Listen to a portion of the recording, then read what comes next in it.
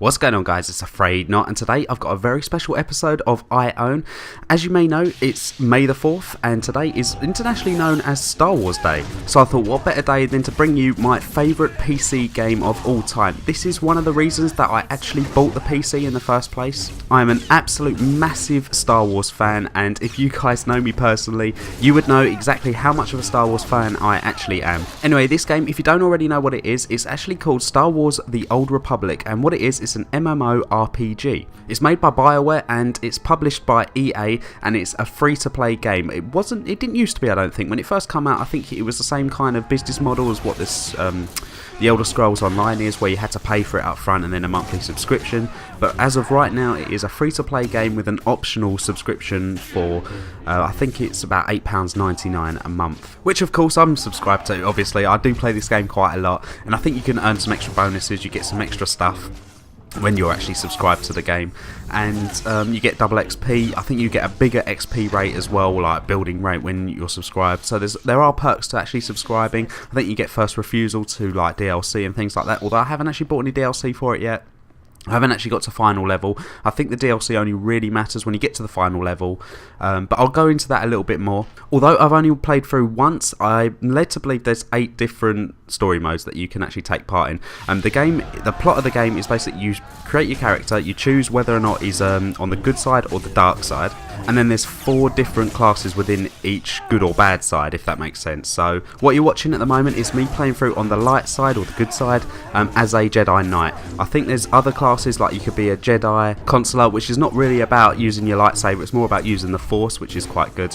The other 2 modes or 2 classes within the light side, you could be a Trooper or a Smuggler, just like Han Solo at the films. On the dark side, I think the classes are very similar. Obviously it's just being bad, so when you start off, you get to create your own character, very customizable.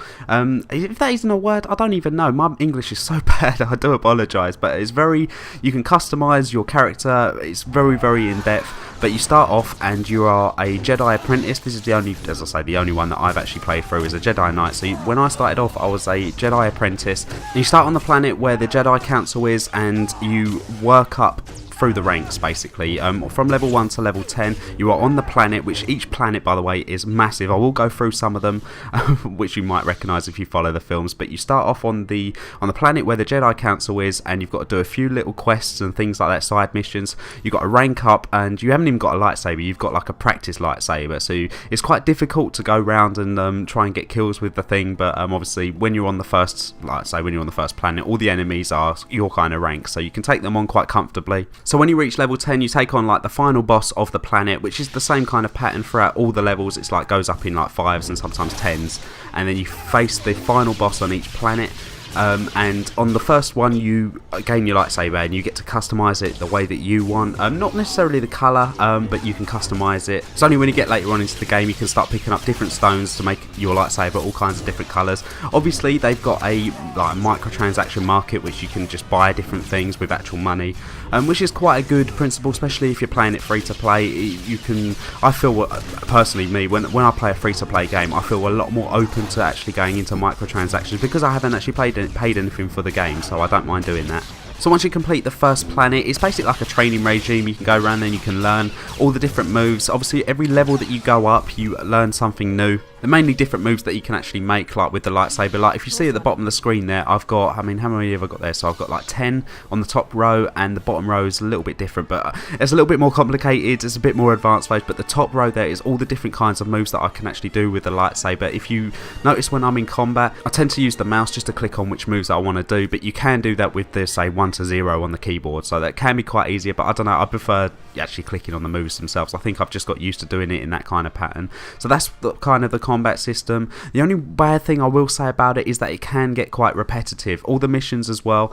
Once you've done, the first, half, or say first 20 levels, you've kind of done all the missions, let's say, and then it just repeats throughout the whole thing. Obviously, they're a little bit more difficult later on into the game, but really the concept to each mission is the same. So that's one bad thing I will say about the game. But the main concept is just the typical role-playing game that you might know and love, something like a Borderlands or something. Basically, you've got your main mission quest which you can follow, but you will get outranked. So let's say if you was to follow just the main missions only, you would get to the boss at the end and he would just be so many levels above you and you just wouldn't be able to attack him or even touch him in any way at all. So this game does encourage you to do all of the side missions that you possibly can. Another good mechanic with it, when you advance further into the missions, as you can see on your screen now, I've got this woman following me around called Kira Carson or something like that, and basically she's my apprentice, so she helps me in any kind of situations. You can summon her and make her do all kinds of different things. You will meet people throughout the story, so you can actually pick so many people to come with you. You can only pick one at a time. I think you can. I've never actually worked out how to pick more than one, but I think it's like you can have one companion at a time.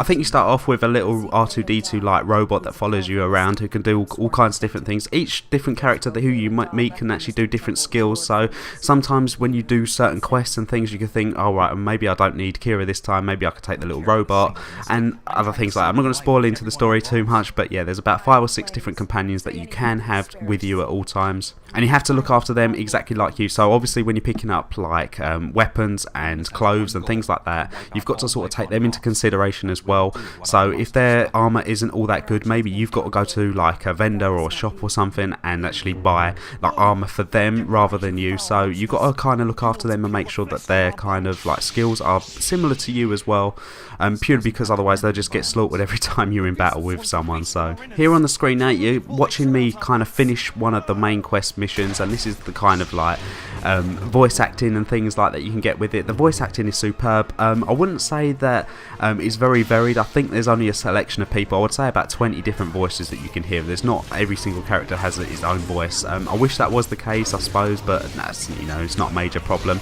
Most of the characters can sound quite generic and the same, especially yours, you know, along with someone else. So coming up against like an AI character who sounded exactly the same as like the way that my guy sounded, and I was just like, wow, that's good. That's kind of cheap, but you know, never mind.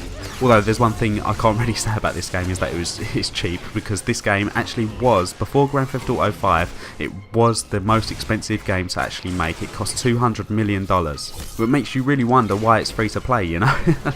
When you pick your server, before you even start the game, you can actually pick whether you're going to do a PvP server or a player versus environment server. Now, I think I'm playing on a player versus environment server, which is, I think, the way that I wanted to do it. I didn't really want to be able to come up against other players. When I first started, I thought, you know what, I'm not really interested in coming up against other players. I just end up getting slaughtered every single time. And I've kind of just stuck on this server, to be perfectly honest, although I might, you know, on my next playthrough with this, because I will be playing through again, maybe on the dark side or maybe with a different character or something like that.